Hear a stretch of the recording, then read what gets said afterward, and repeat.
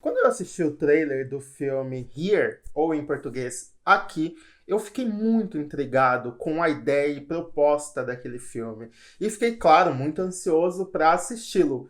Mas agora finalmente assisti e confesso que me decepcionei bastante. Nesse vídeo aqui eu vou falar tudo o que eu achei sobre o novo filme do Tom Hanks e, claro, tudo isso sem spoiler. E se você não for inscrito, por favor, se inscreva no meu canal, eu falo muito sobre filme, sobre série, e se você puder deixar o like sempre ajuda o criador de conteúdo. Aqui é o novo projeto do diretor Robert Zemeckis, o mesmo que já dirigiu Náufrago e, claro, Forrest Gump. São filmes aclamadíssimos e memoráveis na história do cinema. E além dele, retorna também para uma parceria o roteirista Eric Roth e também os atores Robin Wright e Tom Hanks. Todas essas pessoas estiveram presentes no filme Forrest Gump, que é um dos filmes mais lembrados da filmografia desse diretor. A ideia era trazer toda essa comoção que o filme Forrest Gump teve na época, né? E relembrar os bons momentos que essas pessoas trabalharam juntas. Só que dessa vez com uma história diferente, porém igualmente emocionante, pelo menos na teoria. Foi então que tiveram a ideia de fazer uma adaptação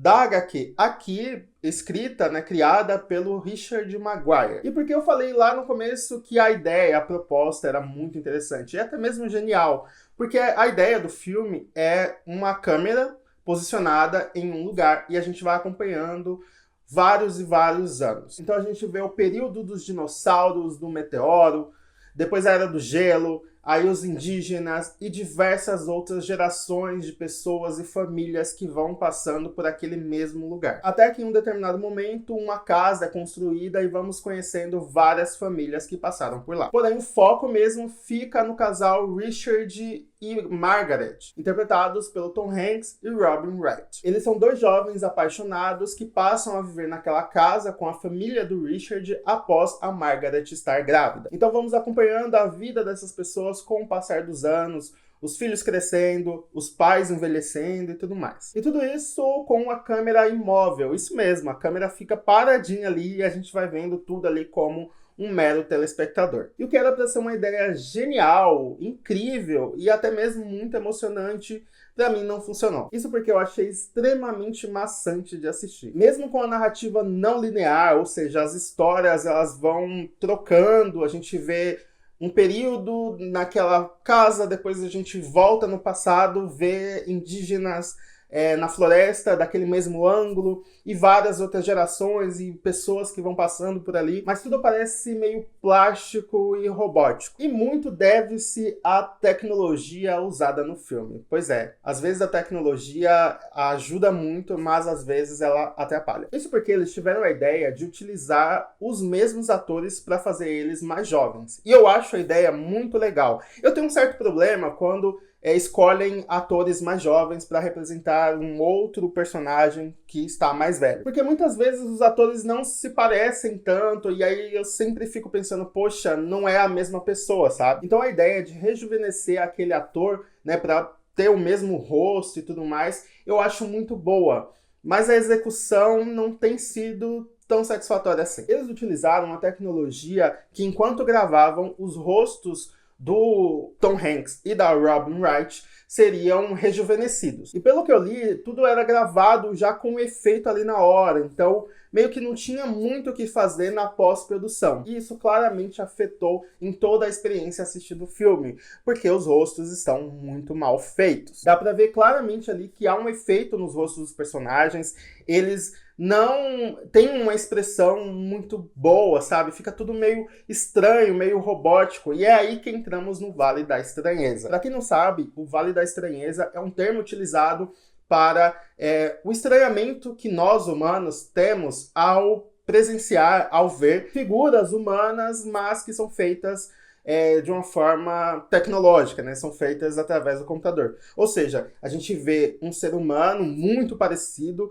com um ser humano real, mas na verdade é feito por computação gráfica. E aí o nosso cérebro começa a estranhar ali e causar uma certa repulsa pelo que a gente está vendo.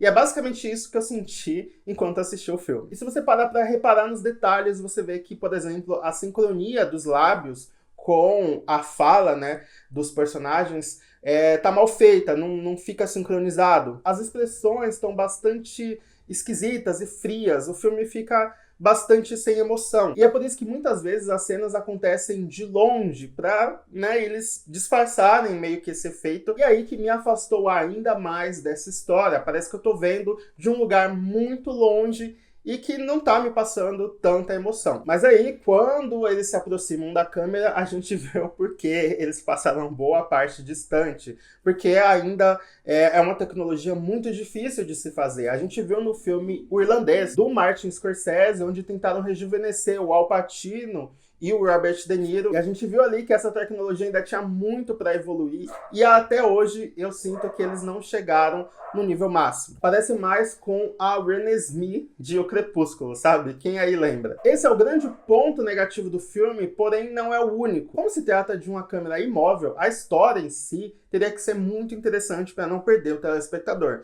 E por isso, a narrativa ela é não linear, ou seja, a história ela vai e volta o tempo todo. Tudo isso através de alguns quadros que vão aparecendo em tela, nos levando, né, para o passado ou para o futuro. A ideia é até legal, mas a montagem eu achei bastante bagunçada e sem muita inspiração. São poucos os personagens que eu consegui me conectar de fato. O casal protagonista tem até momentos muito bons, mas como eu falei, o distanciamento deles acabou afetando bastante a experiência. É como se fosse tudo muito plasticamente bonito, como se estivéssemos vendo uma cena muito bonita através de uma vitrine de uma loja, mas que a gente passa por ela e isso não faz a gente querer voltar para assistir, sabe? Os atores até entregam o que podem, mas ficam limitados por essa tecnologia que falei. E o que era para ser um filme muito emocionante e inovador acaba se tornando uma obra pretensiosa e pouco efetiva. Talvez em uma peça de teatro funcionasse muito melhor, porque a gente está vendo